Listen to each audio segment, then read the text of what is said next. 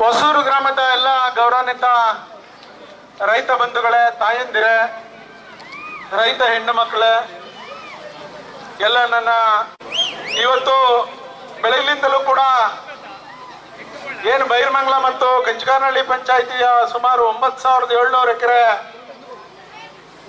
ಅಧಿಸೂಚನೆಯನ್ನ ಮಾಡಿ AI township ಅನ್ನ ಮಾಡ್ತೀವಿ ಅಂತ ಹೇಳಿ ಸರ್ಕಾರ ಹೊರಟಿದೆ. ಅದರ ವಿರುದ್ಧ ಏನು ನೀವು 14 ತಿಂಗಳುಗಳ ಕಾಲ ಈ ಭಾಗದ ಎಲ್ಲ ರೈತರು, ರೈತ ಹೆಣ್ಮಕ್ಳು, ಯುವ ನಾಯಕರೆಲ್ಲ ಸೇರಿ ಹೋರಾಟ ಮಾಡ್ಕೊಂಡು ಬರ್ತಾ ಇದ್ದೀರಿ. ಆ ಹೋರಾಟಕ್ಕೂ ಕಿಂಚಿತ್ತು ಬೆಲೆಯನ್ನ ಕೊಡದೆ ರೈತರ ಮರಣ ಶಾಸನವನ್ನು ಬರೀಲಿಕ್ಕೆ ಏನು ಹೊರಟಿದೆ ಈ ಸರ್ಕಾರದ ಮಂತ್ರಿಗಳು, ಶಾಸಕರು, ಜಿಬಿಡಿ ಅಧ್ಯಕ್ಷರು, ಜಿಬಿಡಿ ನಿರ್ದೇಶಕರುಗಳು ಹಾಗೂ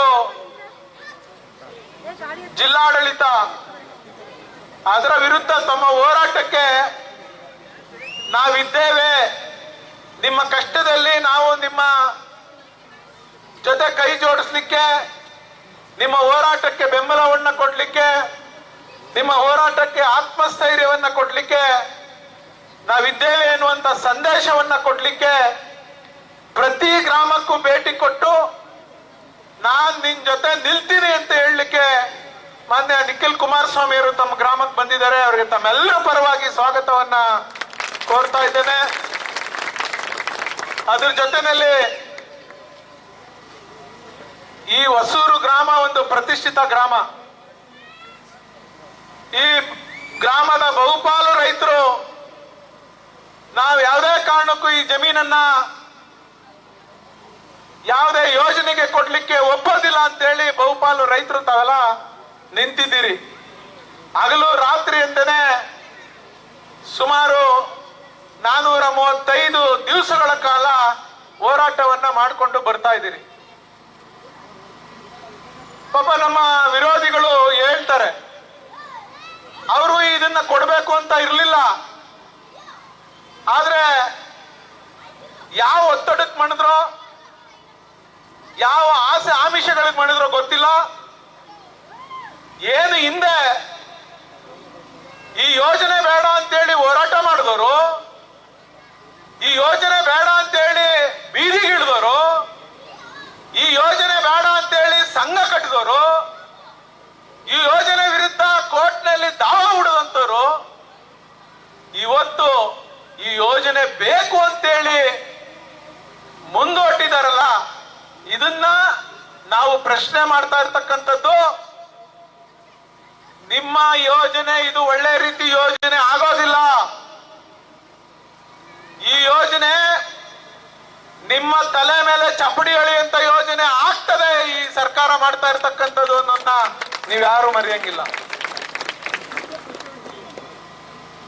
ಈ ಯೋಜನೆಯಿಂದ ಇವತ್ತು ನಮ್ಮ ರೈತರನ್ನ ಗ್ರಾಮಗಳನ್ನ ಖಾಲಿ ಮಾಡಿಸ್ಬೇಕು, ಎಲ್ಲ ಗ್ರಾಮಗಳ ರಸ್ತೆ ವಿಸ್ತರಣೆ ಮಾಡಬೇಕು, ಎಲ್ಲ ತೋಟ ತುಡಿಕೆಗಳನ್ನೆಲ್ಲ ನೆಲಸಮ ಮಾಡಬೇಕು, ಇಲ್ಲಿರ್ತಕ್ಕಂಥ ರಾಸುಗಳನ್ನೆಲ್ಲ ಮರಣ ಹೋಮ ಮಾಡಬೇಕು ಅಂತೇಳಿ ಸರ್ಕಾರ ಹೊರಟಿದೆ. ಇದು ನಮಗ್ ಬೇಕಾ ಅಂತೇಳಿ ನಮ್ಮ ಒಂದು ಭಾಗದ ಜನ ರೈತರು ಹೊರಟ್ರೆ ಅವ್ರ ಮೇಲೆ ಕೇಸ್ ಹಾಕ್ಸೋದು, ಅವರ ಜಮೀನಿಗೆ ನೋಟಿಸ್ ಕೊಡಿಸೋದು, ಅವ್ರ ಜಮೀನ ಸರ್ಕಾರಕ್ಕೆ ಫೋರ್ಫಿಟ್ ಮಾಡಿಸೋದು, ಜಿಲ್ಲಾಡಳಿತವನ್ನ ಉಪಯೋಗಿಸ್ಕೊಂಡು ಇವೆಲ್ಲವನ್ನ ಮಾಡ್ತಾ ಇರ್ತಕ್ಕಂಥದ್ದಕ್ಕೆ ನೀವ್ಯಾರು ರೈತರು ಎದುರಂಗಿಲ್ಲ. ನಾನಿದ್ದೇನೆ ಅಂತ ಹೇಳಲಿಕ್ಕೆ ಇವತ್ತು ನಿಖಿಲಣ್ಣ ನಿಮ್ಮ ಮನೆ ಬಾಗಿಲಿಗೆ ಬಂದು ನಿಂತಿರ್ತಕ್ಕಂಥದ್ದು. ಇದು ಕುಮಾರಸ್ವಾಮಿ ಅವರು ಮಾಡಿದ ಯೋಜನೆ. ನಮ್ಗೇನೋ ರೆಡ್ ಝೋನ್ ಆಗ್ಬಿಟ್ಟಿತ್ತು, ನಾವು ಪೆಟ್ರೋಲ್ ಬಂಕ್ ಮಾಡ್ಕೊಳಕ್ ಆಗ್ಲಿಲ್ಲ, ನಾವು ಸ್ಕೂಲ್ ಮಾಡಕ್ ಆಗ್ಲಿಲ್ಲ, ನಾವು ಸೋಮ ಕಟ್ಕೊಳಕ್ ಆಗ್ಲಿಲ್ಲ ಅಂತ ಭಾಷಣ ಮಾಡ್ತಾರೆ. ಎಲ್ಲ ವಿಡಿಯೋದಲ್ಲಿ ನೋಡಿದೀನಿ, ಹೌದಲ್ವಾ? ಮಾಡ್ರಪ್ಪ ನೀವು ಯಾವ ಸೌದಾನ ಕಟ್ಟಿ ಕನ್ವರ್ಷನ್ ಹಾಕಿದ್ರ? ನೀವು ಸೌದಾ ಕಟ್ತೀನಿ ಅಂದರು, ಪೆಟ್ರೋಲ್ ಬಂಕ್ ಮಾಡ್ತೀನಿ ಅಂದರು, ಕನ್ವರ್ಷನ್ ಹಾಕಿದ್ರ? ಚೇಂಜ್ ಆಫ್ ಲ್ಯಾಂಡ್ ಯೂಸ್ ಮಾಡಿ ಕನ್ವರ್ಷನ್ ಮಾಡಬೇಕು ಅನ್ನೋದು ಜಗಜ್ಜಾಹಿರ. ಈ ಯೋಜನೆಗೆ ನಾನು MLA ಆದ್ಮೇಲೆ 2018ರಲ್ಲಿ ಡಿಸೆಂಬರ್ ಬೆಳಗಾಂ ಅಧಿವೇಶನದಲ್ಲಿ ಪ್ರಶ್ನೆ ಕೇಳಿದೆ. ಈಗಿರ್ತಕ್ಕಂತ ಡಾಕ್ಟರ್ ಜಿ ಪರಮೇಶ್ವರ್ ಅವರು ಹೋಮ್ ಮಿನಿಸ್ಟರ್ ಇದಾರಲ್ಲ, ಅವತ್ತೇ ಉತ್ತರ ಕೊಟ್ಟವ್ರೆ, ಇದು ಕುಮಾರಸ್ವಾಮಿ ಅವ್ರ ಕಾಲದಲ್ಲಿ ನೋಟಿಫಿಕೇಶನ್ ಆಗಿಲ್ಲ, ಇದು ನೋಟಿಫಿಕೇಶನ್ ಆಗಿಲ್ಲ. ನೋಟಿಫಿಕೇಶನ್ ಆಗದೆ ಇದ್ಮೇಲೆ ಈ ರೈತರಿಗೆ ಪರಿಹಾರ ಕೊಡುವಂತ ಪ್ರಶ್ನೆನೇ ಇಲ್ಲ ಅಂತೇಳಿ ನಿಮ್ ಸರ್ಕಾರದವರೇ ಉತ್ತರ ಕೊಟ್ಟಿದಾರಲ್ಲ ಸ್ವಾಮಿ. ಸುಮ್ನೆ ಹೇಳ್ತೀರಾ ಕುಮಾರಸ್ವಾಮಿ ಅವ್ರ ಕೂಸಿದು, ಕುಮಾರಸ್ವಾಮಿ ಅವ್ರ ಕೂಸು ಅಂತ. ಆಯ್ತು ಬಿಡಿ, ಒಂದ್ ವೇಳೆ ಕುಮಾರಸ್ವಾಮಿ ಅವ್ರ ಕೂಸು ನೀವ್ಯಾಕೆ ಹೆಸರಿಡ್ತೀರಿ? ನಿಮ್ನ ಹೆಸರಿಡಿ ಅಂತ ಬಂದು ಯಾರನ್ನ ರೈತರು ನೀವ್ ಯಾರನ್ನ ಕೇಳಿದ್ರ? ತಾಯಂದಿರು ಯಾರನ್ನ ಕೇಳಿದ್ರೇನವ? ನಮ್ ಜಮೀನ್ ಅಕ್ವೈರ್ ಮಾಡಿ ಅಂತ ಕೇಳಿದ್ರ ನೀವು ಹೊಸೂರು ಗ್ರಾಮದವರು? ನಿಮ್ಗಳಿಗೆಲ್ಲ ಏನೇನೋ ಪ್ಯಾಕೇಜ್ ಕೊಟ್ಬಿಡ್ತೀವಿ ಅಂತಂದ್ರೆ ನೀವು ಲೀಡರ್ಗಳಾದವರು ಯಾವತ್ತಾನ 465 ದಿವಸ ನಮ್ ಗ್ರಾಮದಲ್ಲಿ ಜನ ಹೋಗಿ ನನ್ನ ಅಣ್ತಂದಿರು, ನನ್ನ ಬಂಧು ಬಳಗ, ನನಗೆಲ್ಲ ಚುನಾವಣೆಗಳಲ್ಲಿ ಹಿಂದೆ ಮುಂದೆ ಇದ್ದಂತ ಜನ ಇವತ್ತು ಕಷ್ಟಕಾಲದಲ್ಲಿ ಅವ್ರೆ. ಯಾವತ್ತಾನ ಒಂದ್ ದಿವಸ ಹೋಗಿ ನಾನು ಅಲ್ಲಿ ಕುತ್ಕೋಬೇಕು, ಕಷ್ಟ ಕೇಳಬೇಕು ಅಂತ ಯಾರನ್ನ ಬಂದ್ ಕಷ್ಟ ಕೇಳವ್ರ? ಬಂದ್ರ ನಿಮ್ಮ ಕಷ್ಟಕ್ಕೆ? MLA ಬಂದಿದಾರ? ಮಿನಿಸ್ಟರ್ ಬಂದಿದಾರ? ಇವತ್ತು ನಾನು ನಿಖಿಲಣ್ಣ ಬಂದಿದ್ದೀನಿ. ನಾನ್ ಡೇ 1 ಮೊದಲನೇ ದಿನದಿಂದ ಬಂದಿದ್ದೀನಿ, ಹೌದಾ ಇಲ್ವಾ? ನಿಮ್ಮ ಹೋರಾಟಕ್ಕೆ ನಿಂತಿದ್ದೇನೆ. ನನಗೇನು ಯಾವ ಭಯನೂ ಇಲ್ಲ. ನಾನು ಯಾವ ಆಸ್ತಿ ಬೇಕಾದ್ರೆ ಕಿತ್ಕೊಳ್ಳಿ, ನನ್ನ ಮೇಲೆ ಏನ್ ಕೇಸ್ ಬೇಕಾದ್ರೆ ಹಾಕೊಳ್ಳಿ, ನಿಮ್ ಆಸ್ತಿ ಉಳಿಯೋ ವಿಚಾರದಲ್ಲಿ ನಾನು ಗುಂಡು ಹೊಡ್ಸಕ್ಕೂ ನಾನು ಎದೆ ಕೊಡಕ್ಕೂ ರೆಡಿ ಇದ್ದೀನಿ. ಬರ್ಲಿ ನನಗೆ ಗುಂಡಾಕ್ಲಿ.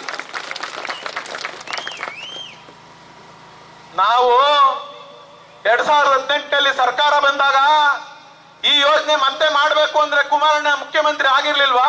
14 ತಿಂಗಳು ಮಾಡ್ಬೋದಾಗಿತ್ತು. ನಾವು ಅವತ್ತು ಹೋರಾಟ ಮಾಡಿ ಇದನ್ನ CDP ಮಾಡಿ ಬಿಡಿ ಅಂತೇಳಿ ನಾನು ನಿಮ್ ಪರವಾಗಿ ಹೋರಾಟ ಮಾಡಿದ್ದೀನಿ. ಇವತ್ತು ದಾಖಲೆ ಎಲ್ಲ ಸಮೇತ ಮೊನ್ನೆ ಪ್ರೆಸ್ ಮೀಟ್ ಅಲ್ಲಿ ಎಲ್ಲ ಬಿಡುಗಡೆ ಮಾಡಿದ್ದೀನಿ. ಅವ್ರು ಯಾರು ವಿರೋಧಿಗಳಿದಾರೆ ಅವ್ರ ಮುಖಕ್ಕೆ ಹಿಡಿದಿದ್ದೀನಿ, ನಿಮ್ ಯೋಗ್ಯತೆ ಏನು ಅಂತೇಳಿ ಅವ್ರ ಮುಖಕ್ಕೆ ಹಿಡಿದಿದ್ದೀನಿ. ಇವತ್ತು ನಾವು ಕೇಳೋದಿಷ್ಟೇನೆ, ಅವ್ರೇನೇ ಮಾಡ್ಲಿ ಪಾಪ ಹೇಳ್ತಾರೆ, ನೀವು ದುಡ್ಡು ತಗೊಳ್ಳಿಲ್ಲ ಅಂದ್ರೆ ನಿಮ್ ದುಡ್ಡನ್ನ ಅಕೌಂಟ್ಗೆ ಡೆಪಾಸಿಟ್ ಮಾಡ್ಬಿಟ್ಟು ನಾವು ಯೋಜನೆ ಮಾಡ್ಬಿಡ್ತೀವಿ. ಬನ್ರಪ್ಪ ಗಂಡ್ಮಕ್ಳು ಅಂತ ಕರಿತಾನೆ ಇದ್ದೀವಿ. ನಮ್ಮೆಲ್ಲ ಹೆಣ್ಮಕ್ಳುಗಳು ಕರಿತಾವ್ರೆ, ಚೀ ಥೂ ಅಂತ ಉಗ್ದು ಕರಿತಾವ್ರೆ, ಬರ್ರೋ ಮಾರಯ್ಯ ಅಂತ. ಒಬ್ಬ ಬರಕ್ ರೆಡಿ ಇಲ್ಲ ಬೈರ್ಮಾಳಕ್ಕೆ. ಬಂದ್ರ ನೋಡಲ್ಲ ಮಜ್ಜಿ ಏನಿಲ್ಲ, ನೆನ್ನೆಯಿಂದ ಓಡ್ತಾದೆ. ಅವ್ರಿಗೇನ ಅವ್ರು ನೋಡಿದ್ರೆ ಮಾತ್ರ ಇವ್ರ ಕಿವಿನೂ ಕಾಣಲ್ಲ, ಕಣ್ಣು ಕಾಣಿಸಲ್ಲ, ಕಿವಿನೂ ಕೇಳಿಸಲ್ಲ. ಅಯ್ಯೋ ಯಾರೋ ಅಜ್ಜಿ ಬೈಕೋತಾಳ್ ಬಿಡೋ ಅಂತೇಳಿ ದಪ್ಪ ಚರ್ಮದ ಸರ್ಕಾರ ಅಂತ ಅದನ್ನ ಕರೆಯೋದು. ಇದೆಲ್ಲ ಏನ್ ಮಾಡ್ತಾವ್ರೆ? ನೀವ್ ಯಾರು ಹೆದರ್ಕೋಬೇಡಿ. ಕಾನೂನಾತ್ಮಕವಾಗಿ ಈ ಯೋಜನೆಯ ವಿರುದ್ಧ ಏನು ಹೋರಾಟ ಮಾಡ್ಬೇಕು ಆ ಹೋರಾಟಕ್ಕೆ ನಿಮ್ ಜೊತೆ ನಾವು ಸದಾ ಸಿದ್ಧರಿರ್ತೇವೆ ಅಂತೇಳಿ ಇವತ್ತು ನಿಖಿಲಣ್ಣ ನಿಮ್ಗೆ ಭರವಸೆಯನ್ನ ಕೊಡ್ಲಿಕ್ಕೆ ಬಂದಿದ್ದಾರೆ. ನೀವ್ಯಾರು ಹೆದರ್ಕೋಬೇಡಿ. ಯಾರೋ ಇಲ್ಲಿ ಪಟಾಲಾಂಗಳು, ಗೂಂಡಾಗಳು SCಗಳ ಕೈಲಿ ನಮ್ಮ SC ಹುಡುಗನಿಗೆ ಏನೋ ತೊಂದರೆ ಕೊಟ್ಬಿಟ್ಟವ್ರೆ ಅಂತೇಳಿ ಅಟ್ರಾಸಿಟಿ ಹಾಕ್ಸೋದು, ನಮ್ಮನ್ನ ಹತ್ತಿಕ್ಕುವಂತ ಕೆಲಸ ಏನೋ ಮಾಡ್ತಾರೆ. ಇವಕ್ಕೆಲ್ಲ ಏನು ತಲೆ ಕೆಡಿಸ್ಕೊಳಂಗಿಲ್ಲ. ಹೋರಾಟಕ್ಕೆ ಯಾವತ್ತಾದ್ರೂ ಜಯ ಸಿಗ್ತದೆ, ಹೌದಾ ಅಲ್ವಾ? ಹೋರಾಟಕ್ಕೆ ಯಾವತ್ತೂ ಕೂಡ ಜಯ ಸಿಗ್ತದೆ. ಆಂಧ್ರ ತೆಲಂಗಾಣ ಅಂತೇಳಿ ಇವತ್ತು 2 ರಾಜ್ಯ ಆಗವೆ, ನಿಮ್ಗೆ ಗೊತ್ತು. ತೆಲಂಗಾಣದವರು 14 ವರ್ಷ ಹೋರಾಟ ಮಾಡಿದ್ರು ಆ ರಾಜ್ಯ ತಗೊಳಕ್ಕೆ. ಎಷ್ಟು? 14 ವರ್ಷ ತಗೊಳ್ಳಿಲ್ವಾ ಅವರು? ಜಯ ಸಿಕ್ಲಿಲ್ವಾ ಅವ್ರಿಗೆ?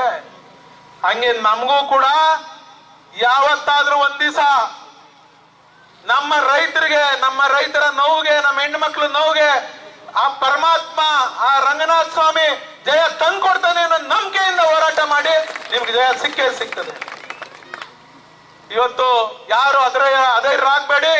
ಕಾನೂನಾತ್ಮಕವಾಗಿ ನಾವೆಲ್ಲ ಹೋರಾಟವನ್ನ ಮಾಡಿ ನಿಮ್ಮ ಆಸ್ತಿಯನ್ನ ಉಳಿಸುವಂತ ಕೆಲಸ ಪ್ರಾಮಾಣಿಕವಾಗಿ ಮಾಡೋಣ ಅಂತ ಹೇಳಿ ಇವತ್ತು ಬೆಳಗ್ಲಿಂದನೂ ಕೂಡ ರೇಷ್ಮೆ ತೋಟಕ್ಕೆ ಹೋದ್ರು ನಿಖಿಲಣ್ಣ, ದನಿನ್ ಕೊಟ್ಟಿಗೆಗೆ ಹೋದ್ರು, ಸೀಮೆ ಹಸು, ಕುರಿ, ಕೋಳಿ, ಮೇಕೆ ಶೆಡ್ಗಳು ರೇಷ್ಮೆ ತೋಟ, ಅಡಿಕೆ ತೋಟ, ಸಪೋಟ ಬೆಳೀತಾ ಇದ್ದಾರೆ, ಸೌತೆಕಾಯಿ ಬೆಳೀತಾ ಇದ್ದಾರೆ, ಬದನೆಕಾಯಿ ಬೆಳೀತಾ ಇದ್ದಾರೆ, ನುಗ್ಗೆಕಾಯಿ ಬೆಳೆದಿದ್ದಾರೆ ನಮ್ಮ ರೈತರು. ಎಲ್ಲ ಪುಣ್ಯಾತ್ಮರು ಕುತ್ಕೊಂಡು ಹೇಳ್ತಾರೆ, ರೈತರ ಇಲ್ಲ ರೀ ಇಲ್ಲಿ, ಭೂಮಿ ಮೇಲೆ ವ್ಯವಸಾಯನೇ ಮಾಡಲ್ಲ ರೀ ಇವರು ಅಂತೇಳಿ ಉಡಾಫಿಯಾಗಿ ಮಾತಾಡ್ತೀರಾ ಸ್ವಾಮಿ. ಇಲ್ಲಿರತಕ್ಕಂಥ ರೈತರ ಭಾವನೆಯನ್ನ ಬಂದ್ ಕೇಳಿ.